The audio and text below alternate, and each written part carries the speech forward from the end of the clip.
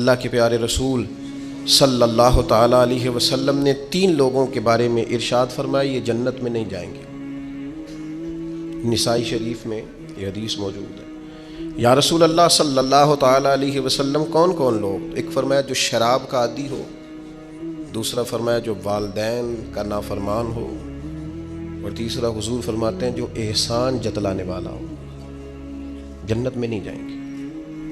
نیکی کی ہے اب تو بھول جا، اور نیکی کی ہے تو اسے محض اپنے رب کی رضا کے حصول کا ذریعہ سمجھ۔ تو احسان جتلا رہا ہے، یہاں تک کہ والدین کے ساتھ، بہن بھائیوں کے ساتھ، دوست احباب کے ساتھ، قریبیوں کے ساتھ نیکی کر کے بھی لوگ احسان جتلاتے ہیں، ضائع ہو جاتی ہے نیکی۔ یعنی عجیب بات ہے نا، حضور فرماتے ہیں احسان جتلانے والا جنت میں نہیں جائے گا، یعنی نیکی کر کے دوزخ خرید لی، احسان کر کے، خرچ کر کے اپنے لیے جہنم کٹھی کر لی۔ کیوں؟ احسان جتلایا، اس نے بتلایا ہے۔ یوں تو ہر ایک کو شیطان سے ڈر لگتا ہے، اور مجھ کو اس دور کے انسان سے ڈر لگتا ہے، اور جس کی ہر بات میں پوشیدہ ہو نشتر کی چبھن۔ شاعر کا تخیل دیکھیے، نشتر کی چبھن، جس کی ہر بات میں پوشیدہ ہو نشتر کی چبھن، ایسے ہر صاحب احسان سے ڈر لگتا ہے۔ اس طرح کے احسان کرنے والوں سے خوف آتا ہے کہ اللہ بچا ان سے۔ کچھ لوگ اذیت دیتے ہیں، تکلیف دیتے ہیں، آزمائش میں ڈال دیتے ہیں۔ کسی کے گھر مہمان چلے گئے، آپ کو چند لمحوں کے لیے جانا ہے، تو آپ وہاں جا کر ایک بڑے زبردست قسم کے انجینئر کیوں بن گئے ہیں؟ یہ دیوار پہ کیا کام کرایا ہے، یہ کس سے کرایا ہے، یہ اگر آپ کو میں ایک بندہ بتاؤں، اگر فلاں سے آپ کام، بھائی آپ کو تو بطور مہمان بلایا گیا ہے، آپ کو کس نے کہا ہے کہ آپ کو انجینئر کے طور پہ دعوت دی ہے؟ آپ آئے ہیں، تشریف رکھیے، اور جتنی دیر آپ کو کہا جاتا ہے آپ بیٹھیے، اور پھر اس پر تبصرہ ہے، یہ فرنیچر کہاں سے لیا ہے، یہ قالین کہاں سے آیا ہے، اتنے سوال جواب۔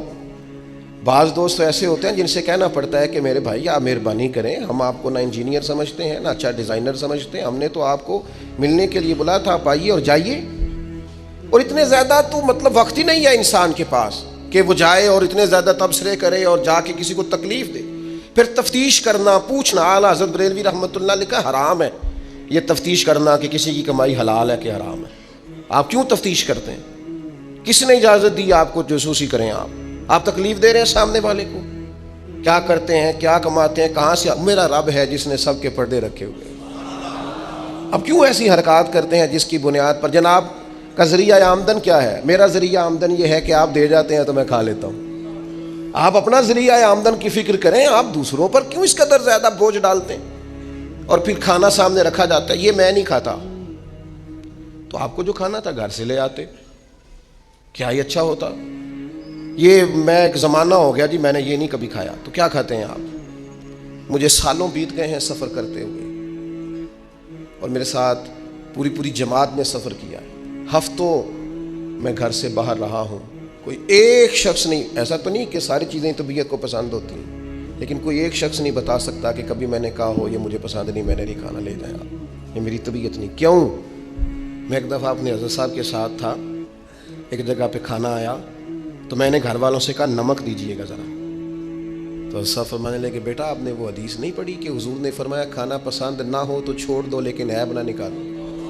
فرمایا کس موسم کے اندر انہوں نے کھانا پکایا ہے اور تم نے انہیں یہ کہہ دیا تمہیں نمک ہی نہیں ڈالنا آتا؟ فرمایا ان کے گھر کا ذائقہ ہے، وہ کم کھاتے ہو، تم تھوڑا زیادہ کھاتے ہوگے نمک، بعض لوگ ذرا کم کھاتے ہیں، تم نے یہ کس طرح کی حرکت کی ہے؟ وہ بیچارے جا کے پہلے وہ ڈانٹے گا کہ تم نے نمک ہی نہیں صحیح ڈالا، وہ نمک مانگ رہے، کیا ضرورت تھی؟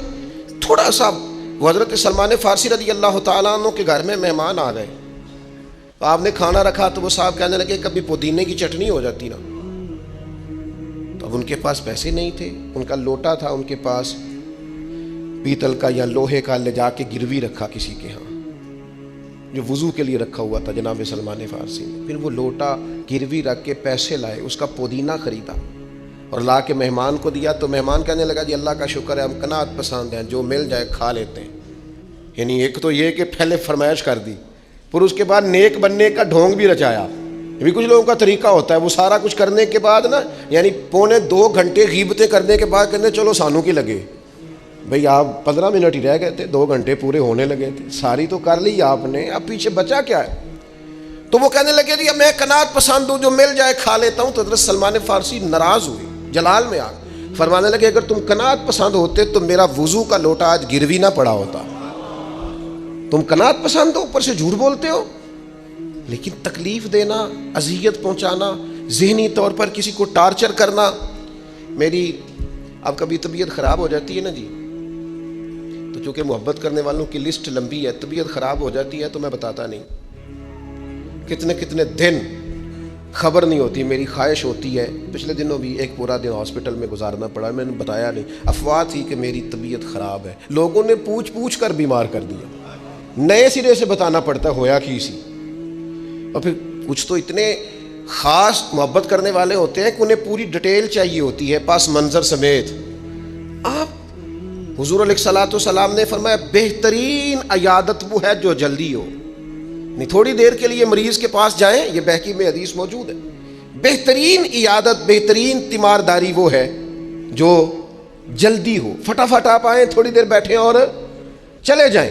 اتنی تفصیلات، پھر ساتھ نسخہ جات، پھر یا کچھ لوگ تو ایسے ہوتے ہیں جو اتنا ڈرا جاتے ہیں بیمار آدمی کو کہ وہ جلدی فوت ہونے والا ہو جاتا ہے، اس کہتے ہیں فلانے کو بھی یہ مرض تھا بیچارہ، 4 بچے فوت ہو گیا۔ آپ کو تو کہا تھا تسلی دیتے، مریض سے دعا کراتے، پھر ضد کریں گے، اصرار کریں گے، یہ کھا لیں، کھائیں گے تو اٹھیں گے، تھوڑا سا تو لیں۔ اللہ کے بندے، نبی کریم علیہ السلام نے فرمایا بیمار سے ضد نہ کرو، اسے اللہ کھلا پلا دیا کرتا ہے۔ تم ضد کر رہے ہو، اصرار کر رہے ہو، تکلیف دے رہے ہو، اذیت پہنچائی جاتی ہے۔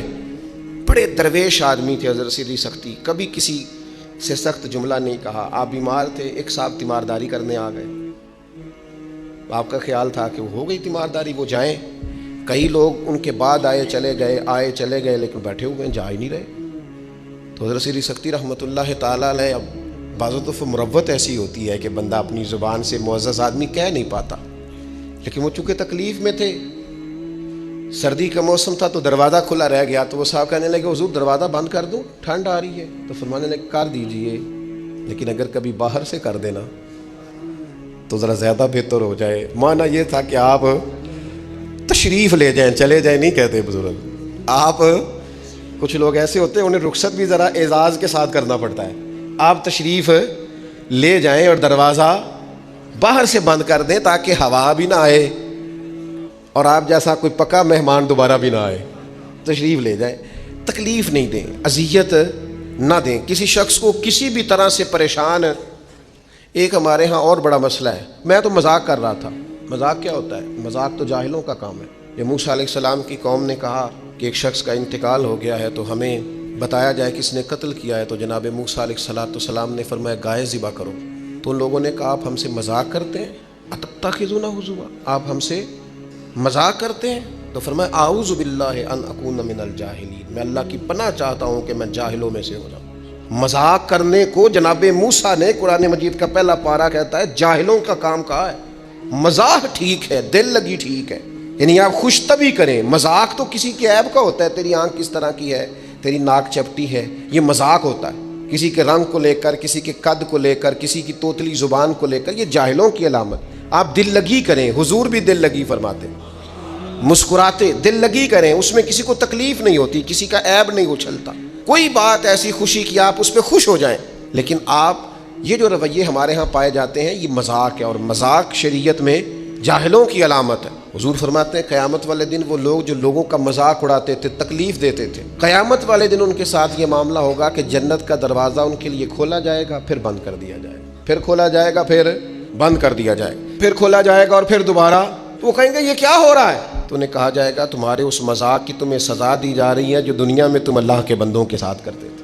تکلیف دیتے ہیں لوگ۔ یہ کچھ سال پہلے کی بات ہے، آپ کو پتہ ہے ہمارے ہاں اپریل فول بھی منایا جاتا ہے، جھوٹ بولنے کا دن مانس۔ تو ایک صاحب تھے بیچارے ہارٹ پیشنٹ، یہ پنجاب کا ہی واقعہ ہے، تو ان کو فون کر دیا کہ تمہارا بھائی ایکسیڈنٹ میں فوت ہو گیا ہے، کسی نے مذاق کیا۔ تو بیچارے ہارٹ پیشنٹ تھے، خبر سن کے ان کو پھر ہارٹ اٹیک ہوا، اللہ کو پیارے ہو، اور بعد میں پتہ چلا کہ کسی نے مذاق کیا، بھائی تو بالکل ٹھیک ٹھاک، آپ کے ایک مذاق نے کسی کی جان لے لی، گھر اجڑ گیا، عورت بیوہ ہو گئی، بچے یتیم ہو گئے، اور آپ مذاق کر رہے تھے، تکلیف دے رہے تھے، آپ آزمائش میں مبتلا کر رہے تھے۔ میں نے ایسے طلباء کو دیکھا ہے، کالج میں، مدرسے میں، یونیورسٹی میں، اسکول میں، جو بیچارے کسی وجہ سے کمزور تھے، کوئی ایسا معاملہ تھا ان کا اتنا مذاق اڑایا گیا کہ وہ بیچارے تعلیم چھوڑ کے چلے گئے، گزارا نہیں ہو سکتا یہاں، ہر آدمی مذاق اڑا رہا ہے۔ اور بعض لوگوں کی غربت کا مذاق اڑایا جاتا ہے، ان کو کھاتا ہوا دیکھ کے مذاق کرنا، ان کا لباس دیکھ کے مذاق کرنا، ان کی سادہ پرانی اور دیسی گفتگو سن کے مذاق اڑانا، نتیجہ یہ نکلتا ہے کہ مایوس ہو جاتے ہیں لوگ،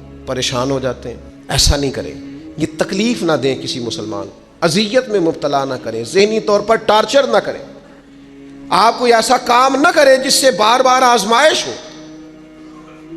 کچھ لوگ زندگی میں گناہ کرتے ہیں، اللہ معاف کرے، غلطیاں ہو جاتی ہیں، پھر وہ لوگ توبہ کر لیتے ہیں، اور یہ توبہ اللہ کو اتنی پسند ہے کہ حضور فرماتے ہیں کسی کا اونٹ مال سمیت غائب ہو جائے اور وہ شخص ڈھونڈ ڈھونڈ کے تھک جائے اور مایوس ہو جائے اور پھر وہ اونٹ اسے مل جائے، اسے اتنی خوشی نہیں ہوتی جتنی بندہ مومن کی توبہ پر رب کریم کو خوشی ہوتی۔ کتنا بڑا انعام ہے۔ حضور فرماتے ہیں ہر شخص خطا کار ہے، پر بہترین خطا کار وہ ہے جو توبہ کرتا ہے خطا کار پر بہترین خطا کار۔ کیا بات ہے اس کی خطا کی، جو خطا کرتے ہی رو پڑا ہے، اللہ کے حضور توبہ کر رہا ہے، لیکن لوگ مذاق اڑاتے ہیں لوگوں کے گناہوں کا۔ وہ توبہ کر چکے ہیں، وہ چھوڑ چکے ہیں، وہ اس راہ سے ہٹ چکے، لیکن مذاق کرنا، مذاق اڑانا، تکلیف دینا، اذیت میں مبتلا کرنا۔ حضور علیہ الصلوۃ والسلام نے فرمایا کسی شخص سے کبھی کوئی گناہ کیا پھر اس نے توبہ کر لی، فرمایا جس نے دوبارہ اسے اس کا گناہ یاد کرایا، اللہ یاد کرانے والے کو سزا دے گا، مرنے سے پہلے پہلے یہ اس گناہ کے اندر مبتلا ہو جائے گا۔ مسلم شریف میں موجود ہے، اس کو سزا ملے گی۔ تو ٹارچر نہیں کریں، تکلیف نہیں دیں، ذہنی طور پر لوگوں کو اذیت میں مبتلا نہ کریں۔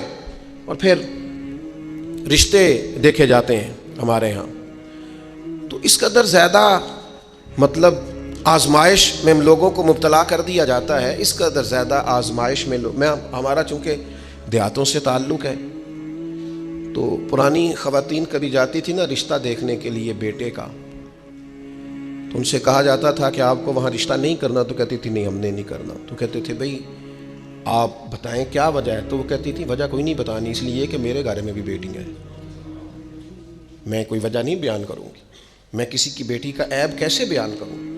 لیکن میں نے اخبار میں اس بیٹی کا تذکرہ بھی پڑھا جو پچھلے 2.5 سالوں سے اس لیے مینٹل ہاسپٹل میں زیر علاج ہے کہ کوئی 50 سے زیادہ لوگ رشتہ دیکھنے آئے، کسی نے کہا ذرا چل کے دکھاؤ، تو کسی نے کہا ذرا بول کے دکھاؤ، تو کسی نے کہا کہ اگر قد 2 انچ بڑا ہوتا۔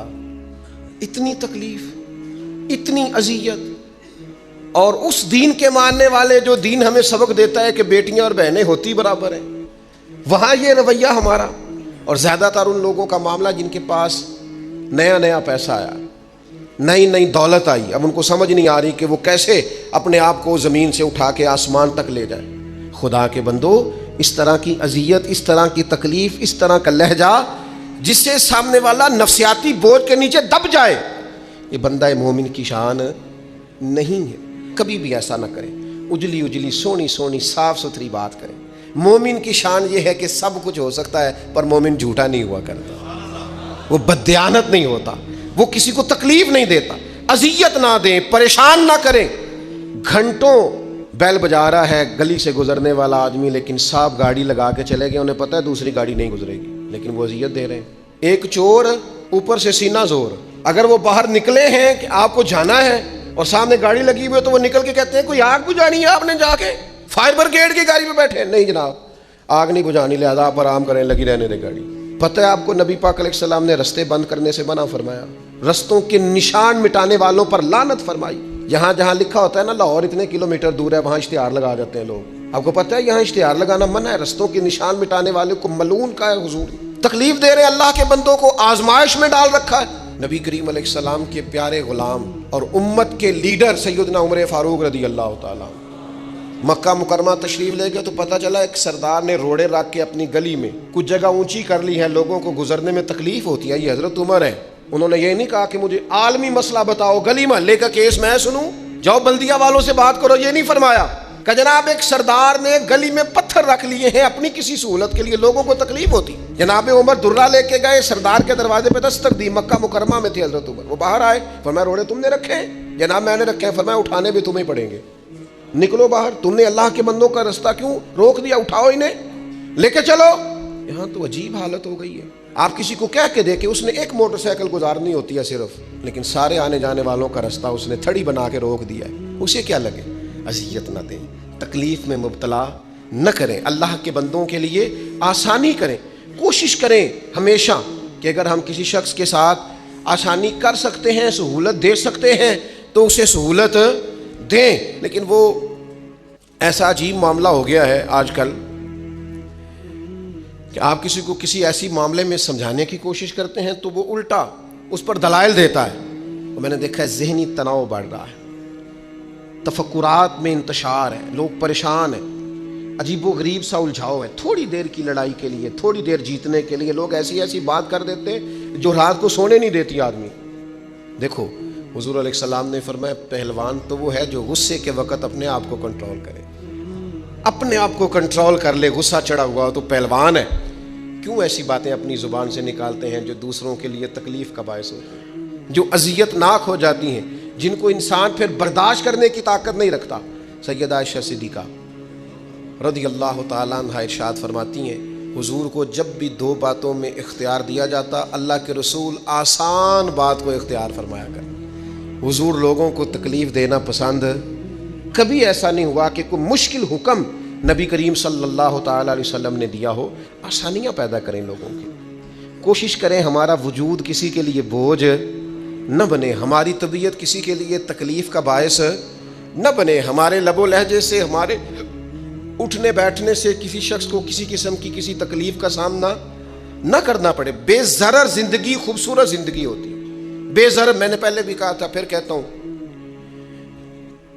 کچھ داماد صاحب ایسے ہوتے ہیں کہ جو آ جائے نا گھر میں تو سسرال والوں کو مصیبت بنی ہوتی ہے، وہ کہتے ہیں چودھری صاحب آ گئے، بڑی تکلیف کا باعث ہوتا ہے وہ، اور وہ سارا کھانا پینا بھی کھاتا ہے، آرام بھی کرتا ہے، اور جاتی دفعہ اپنی بیوی سے کہتا ہے تیرے پیکے میری عزت نہیں کرتے،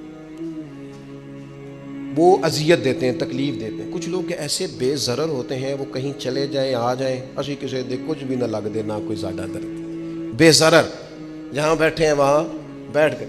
ایک دوست تھے بڑے پیار والے اور بڑے سیانے آدمی ہیں، لیکن سیانے بندوں کو بھی کئی دفعہ باتیں کرنے والے وہ دور لے جاتے ہیں۔ تو ان کی سسٹر ان لا کی شادی تھی، 3 کاریں تھیں، باقی 3 بہنوئی بٹھا دیے انہوں نے اپنے داماد، اس کو کہا ٹیوٹے میں بیٹھ جاؤ۔ یہ ٹیوٹے میں بیٹھے تھے تو ایک صاحب نے کیا، لو جی تو جوائی پائی بھی ٹیوٹے جی نے، وہ چھلانگ لگا کے نیچے آ گیا، اپنی بیوی کو لیا، کہنے لگا اسی جانا ہی نہیں، ساڈی عزت ہی نہیں کرتے۔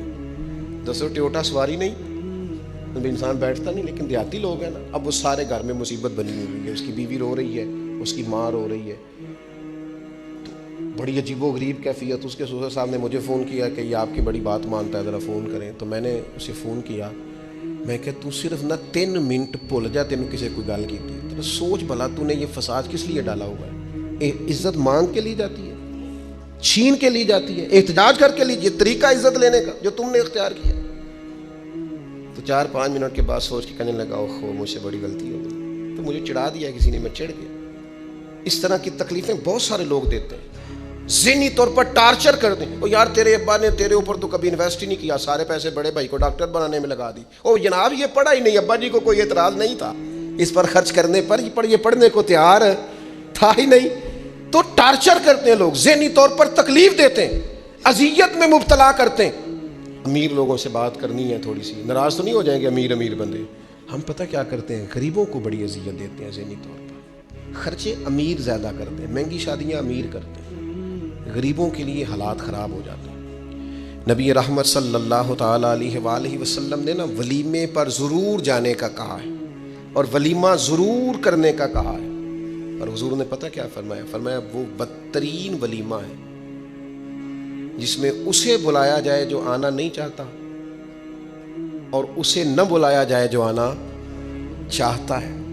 یعنی جو غریب آدمی، سادہ آدمی دعوت قبول کرے گا اسے دعوت نہیں دی جاتی، لیکن کسی بڑے آدمی کے پاس وقت لے کے کارڈ لے کے پہنچتے، جناب 10 منٹ کے لیے آ جائیں، یہ بدترین. اور ایک اور حدیث میں فرمایا حضور نے کہ وہ بدترین دعوت ہے، اس میں صرف امیروں کو بلایا جائے اور غریبوں کو.